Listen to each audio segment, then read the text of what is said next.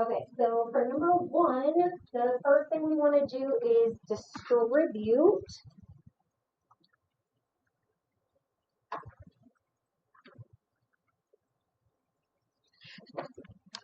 Okay, so when you distribute, you'll have 1 plus 5x minus 40 equals, and then on this side, we're going to distribute as well. So you have 2 minus x minus 5. Okay, so don't forget to distribute that negative. And then I like to simplify each side first, so I would do 1 minus 40, and then 2 minus 5 is negative 3, and then you want to get all the x's on one side. I try to keep the x's positive when I can, so that decides where I move it over. And then negative 3 plus 39 will be 36. So then your x value is going to be 6. Okay, now with the fractions, make sure that you combine your like terms. So you have the y and the y, so you're going to add 4/5 y to each side. Now when you're adding fractions, what do you have to have? What do you need when you're adding fractions? Common denominator. Okay, so if to get from 5 to 30, you multiply by 6, you multiply the top by 6. So then you have 1 plus 24, which is going to give you 25 over 30y.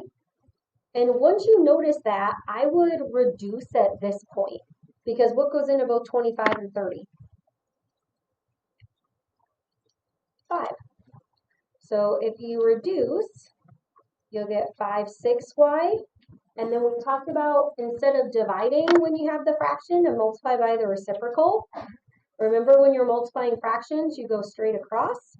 So 6 times 2 is 12, 5 times 3 is 15. And then the 6's cancel, the 5's cancel, so you get y. And then you just have to make sure you reduce. What goes into both 12 and 5?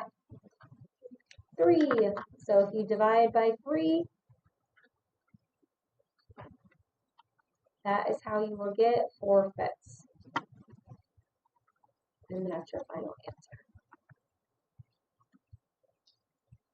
Okay, for number 2, it says the number of soccer players at the sports complex on Thursday was quadruple the number who were there on Monday.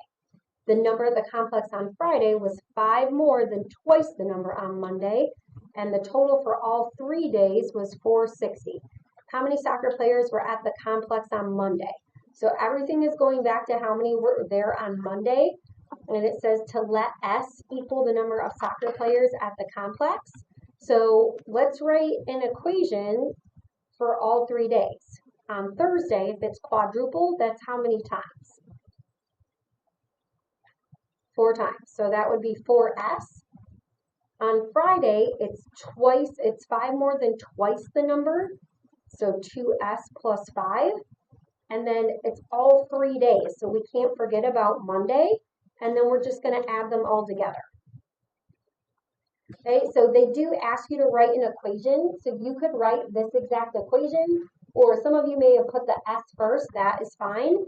You can also write the simplified equation. 4, 2, and 1S is 7S plus 5. So again, I'm fine with either one. Okay, and then when you solve, we subtract 5 from both sides. We get 7S equals 455. And then we just have to figure out how many times 7 goes into 455. So how many times does 7 go into 45? 6 times. And then bring down the 5, goes into 35 5 times. So there were 65 players at the complex on Monday. All right, now 3 kind of threw some of you for a loop. So when you have these parentheses, right? Parentheses backing up to parentheses, what does that signify? What operation is that? Multiplication. So you are trying to solve for p. You're trying to get p by itself. So the first thing you want to move over is this b minus b. So you can just divide by that quantity, because any factor divided by itself is going to make 1. And then you're just left with p plus a over v2. And then you are going to subtract. Okay, so then your final answer, it says solve for p. You have RT as the numerator over v minus b. You can keep that in parentheses or not, doesn't matter. And then minus a over v2.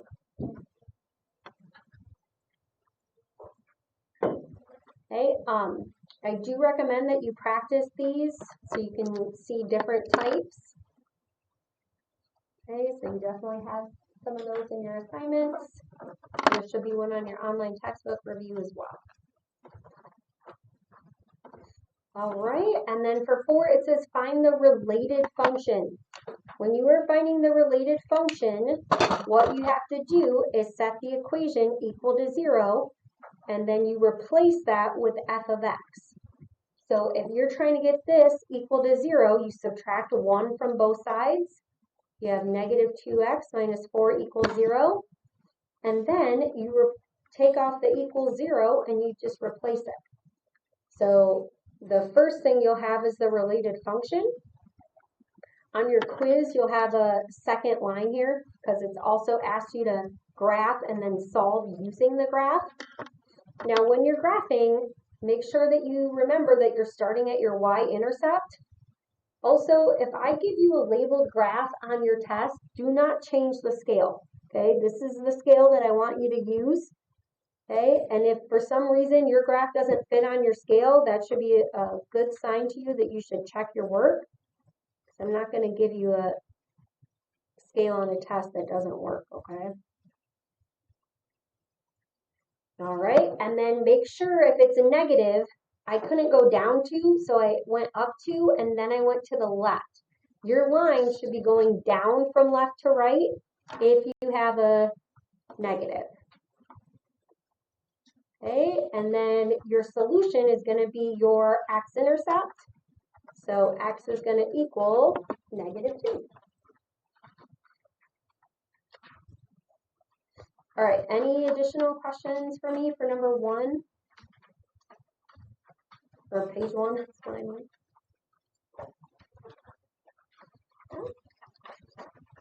All right, now be careful on number 5 because number 5, people tend to get this mixed up with the absolute value. When you are solving an inequality and there's no absolute value, there are not 2 cases, okay? It's only the case that's in front of you here, okay? So you're just going to solve this. Another thing that threw people off for this one is when you subtracted, what did you get? What's 5 minus 5? 0. Okay, that's okay. When you divide each side by a negative, remember that what happens? Yep. And 0 divided by negative 3? 0. Okay, so your answer should be x is less than 0. And then all I ask you to do is label 3 places on there. It's going to be an open circle. If x is less than, then it's going to the left.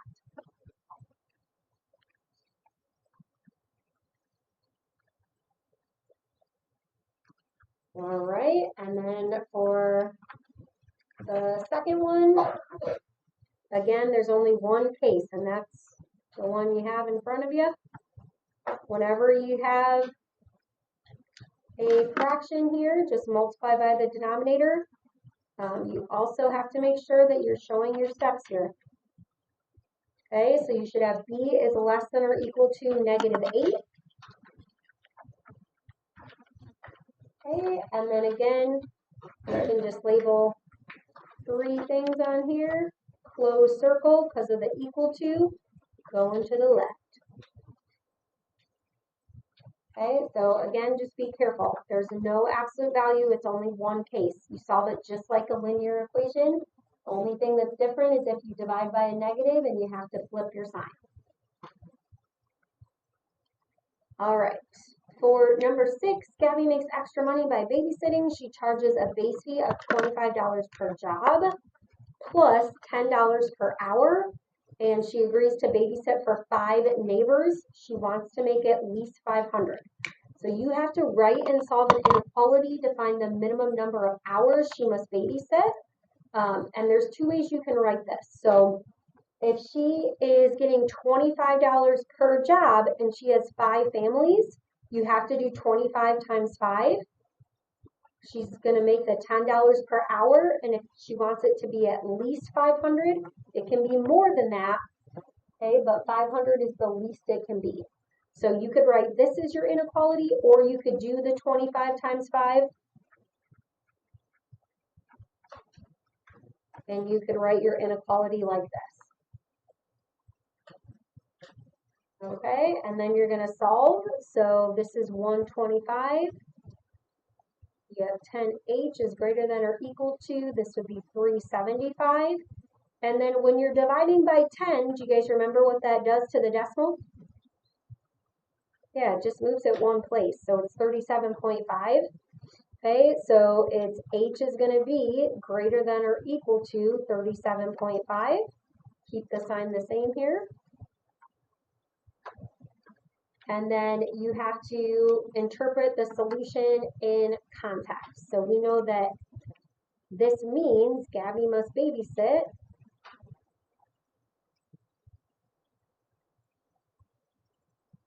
for 37.5 hours to make $500.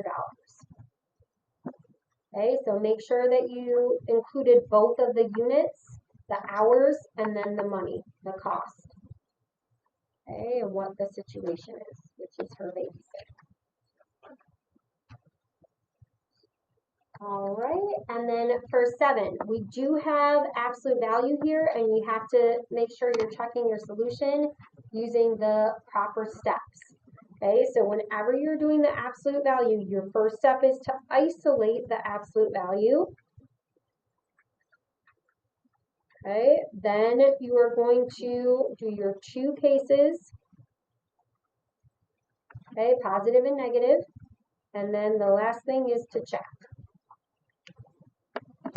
Okay, so if I want to isolate my absolute value, I'm going to divide both sides by 2. When you divide by 2, you can divide 4a by 2 to get 2a, 4 by 2 to get negative 2. And then from there, you can set up your 2 cases. The first case is always what's inside the absolute value equals exactly what you have here. The second case is whatever's inside your absolute value equals the opposite of what it's equal to, and then we are going to have to distribute that. So we're going to get all of our a's together. If you want to keep the a's positive, you can move them to this side. You'll get a is 3. And then here we're going to have to distribute, which will give you negative 2a plus 2. And then I would move my a's to the left side to keep it positive. So you get 3a is equal to 1, which means a is going to be 1/3. Okay, now to get full points for your check, you have to make sure that you're writing out your steps properly.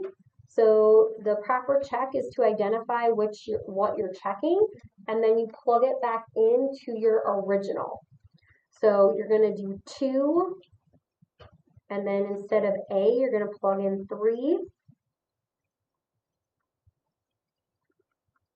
Okay, and then remember, you can only work with one side at a time.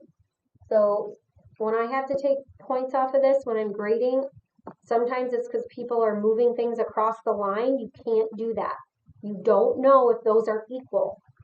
Okay, so you're going to simplify what's inside the absolute value. Sometimes I make my absolute value bold just so I don't accidentally think it's a 1. And the absolute value of a positive is a positive. So 2 times 4 is going to be 8. And then we're just going to see if it matches. So this is 12 minus 4. 12 minus 4 is 8. If it checks, you can just put a check. Another thing you want to be careful about is if you check it, even though it's 8 on both sides, A is equal to 3, that's what's going to be here.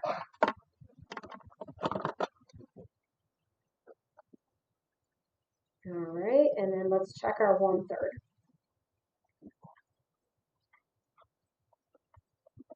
And again, sometimes I just make those bolder so that I don't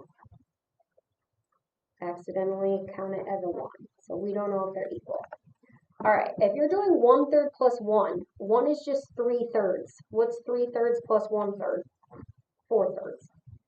When you're multiplying a fraction and a whole number, if you need to put it over 1, go ahead, but you really are just multiplying the whole number by the top.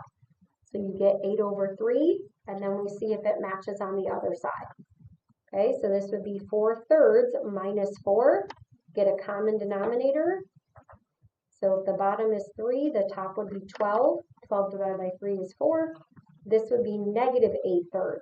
So this is close, but it is not equal. You have a positive and a negative. Okay, so this is an extraneous solution. So when you are writing your solution on the line, you only include the one that checks. So the only thing you should have on your line is A is equal to 3. Okay, and then with the last one, again, first step is to isolate. Then you do your 2 steps. Don't do the 2 steps until you've done the isolation. You always take the inside, set it equal to the outside, and then you take the inside, set it equal to the opposite. Okay, and then you're going to solve for x. Okay, if it's a decimal, just keep it as a fraction. So 11 over 2. Then you get 2x equals negative 19. Okay, so then we're ready to check. Okay, some of you just need to make sure you slow down on your checks. Your first step is always plugging it back into the original. So it's 2 times 11 over 2 plus 4 minus 18 equals negative 3.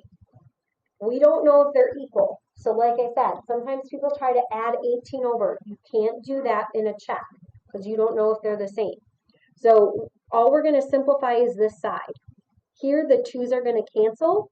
So you have 11 plus 4 in your absolute value, which is going to be the absolute value of 15. The absolute value of 15 is 15, which gives you negative 3. That is equal to negative 3. So x equals 11 over 2 is a solution. And then we're also going to check negative 19 over 2.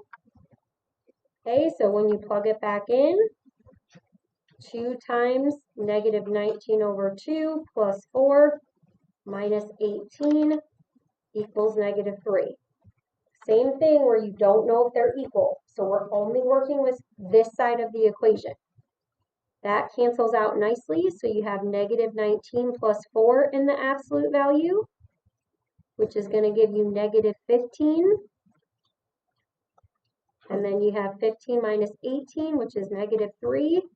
So again, those check. So it's x is 11 over 2, or x is negative 19 over 2. Okay, I know I went over that kind of fast, but that's because you already have this done, and we're just checking to make sure you got your steps. If there's any steps you need to add in, go ahead and do that. And then we will do absolute value with the inequality. Okay, so when you are solving the absolute value inequality, just like we did before, your first step is to get the absolute value by itself. Okay, so that's what I mean by isolate the absolute value. You have to do that first. Don't do the 2 cases from here. Then you're going to set up the compound inequality. And yes, you have to know what the compound inequalities are. If you are not doing that with ease, I would go back and just do some practice problems. because that's what's going to help you remember. Okay, and then we're going to graph the solution set on the number line. So when you're isolating, you have to add anything over or divide. Okay, so then we're going to divide by 3. And then once there's nothing multiplied to or divided or added or subtracted, now we can set up the compound inequality. So you either have one big compound inequality or you're going to have 2 of them. Okay, so if you have less than, okay, less than means that when you write the compound inequality, it's going to be greater than the negative. The negative should always be on this side whenever you have one big inequality. Okay, so the quantity can be less than 8 and greater than negative 8 at the same time. Okay, so you have to make sure that that happens. Okay, that it can be less than this value but greater than this value at the same time. Then we're going to solve for the variable. This one was a little tricky because when you divided, you were dividing by a negative, and that means you have to do what? You have to switch the sign. So a negative over a negative is a positive, but 14 and 4, what goes into both of those? What goes into both 14 and 4? 2. So divide by 2 to get 7 halves. Okay, here you get P, you flip the sign, negative 1 half. Now when you write this, whenever you write an inequality, you should start with the lowest first. Okay, so the lowest value is negative 1 half. That would be less than P. That would be less than 7 over 2. Okay, so the proper way to write that is with the lowest first. That's less than P. That's less than 7 over 2. That can also help you when you get to your graph. When you're graphing on a number line here and you have the 2 key values, I'm fine if you just put the 2 key values on there. And if there's no equal to, it's an open circle. And then you're going to connect those 2 values. Okay, so this means anything from negative 1 half to 7 over 2, not including those, is going to make this a true statement. Okay, so you could always plug in a number and see if it works. Okay, to make sure you did it correctly. Okay, and then for 8b, the first thing you would do is multiply by 2. And then you'd have 4m minus 8 is greater than or equal to 48. Once you've done that, you've isolated the variable.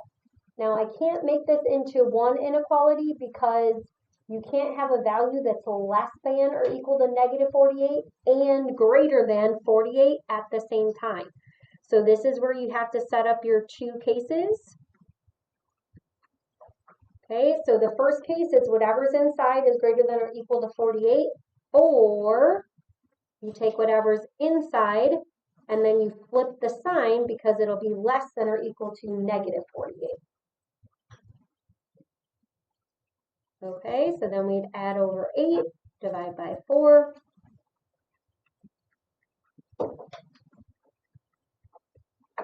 So m would be greater than or equal to 14.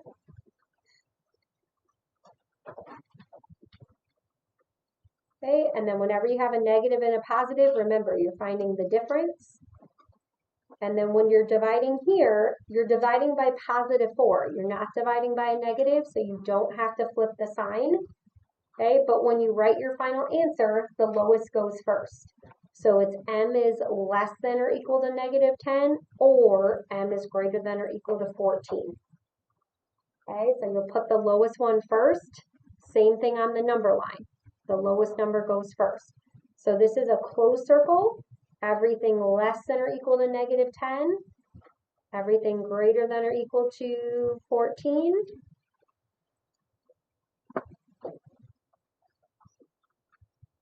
Okay, so like I said, you're definitely going to want to make sure that you practice those cases so you know when you have the 2, when you have the 1.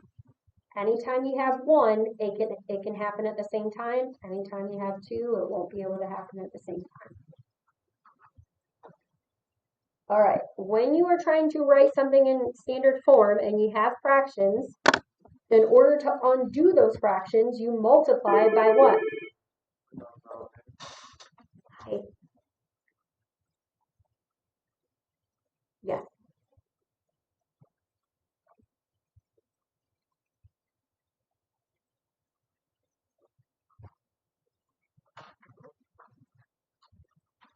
Okay. Okay, sounds good. Fine. Okay, so for this one, you want your x and your y in order, and you're going to move over the 7/5. Okay, so you have 2/3 x minus 5/7 y equals negative 7/5. So to get rid of the fraction, you're going to multiply by the LCD. How do we find the LCD? Yep, you're just going to multiply by the denominator. So you do 3 times 7 times 5. So last week we talked about a strategy where all you have to do is multiply each of these by 3 times 7 times 5. If you want to multiply that out, you can. 3 times 7 is 21. You can do 21 times 5 to find what that value is. It is 105. Okay, but when you are multiplying, you want to be able to cross these off. So when you're multiplying, instead of writing the 105, just write the 3 times 7 times 5. We're multiplying that by 2/3 x. Okay, the 5/7 y, we're multiplying that by 3 times 7 times 5. The negative 7/5, we're multiplying that by 3 times 7 times 5. Okay, and the reason why I suggest you write it like that is so you can cross off. If you're doing 3 divided by 3, that's just 1. So now you have 7 times 5 times 2. What's 7 times 5? 35. What's 35 times 2? 70. Okay, here, oh, did I put a y instead of a 7? So negative 5/7 y. Okay, so then here, 7 and 7 are going to cancel. Okay, so I have 3 times 5, which is 15. Okay, and then 15 times 5, which is 75. Okay, and then here the 5's cancel. 3 times 7 is 21. 21 times 7.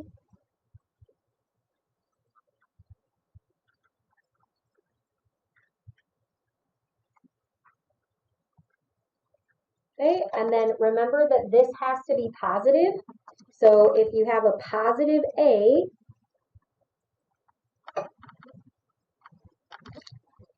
okay, and then all integers, so no fractions. And then there's nothing that can be divided into all of them besides 1. Okay, then you have that in standard form.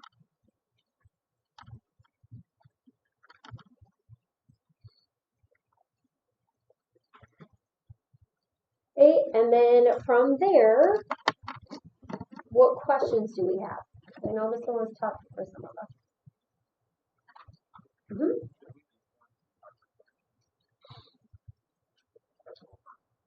Oh, no, they have to be integers. So the standard form, those are the 3 rules. A has to be greater than or equal to 0. They have to be integers, so not fractions or decimals. And then the GCF has to be 1. Okay, and then for 10, you're writing it in slope-intercept form. So you have to move your x term over. And then once you've done that, you're going to divide everything by 24. So you have to reduce your fractions. Okay, if it's slope-intercept form, we know that's y equals mx plus b. Okay, so you'll have y equals, don't forget the y equals. And then 32 and 24, do you guys know the biggest number that goes into both of those? Yep, so if you divide by 8, you get 4/3. For 16 and 24, the biggest number that goes into there is 8, so divide them each by 8 to get 2/3, okay, and it always has to be reduced, okay, so your slope is negative 4/3, your y-intercept is negative 2/3. Okay, and then the last one you have two answers for. When you have it in point slope form, you have to know how to find your slope. Okay, so the slope is y2 minus y1, x2 minus x1. So you'd have negative 2 minus 6 over negative 5 minus negative 3.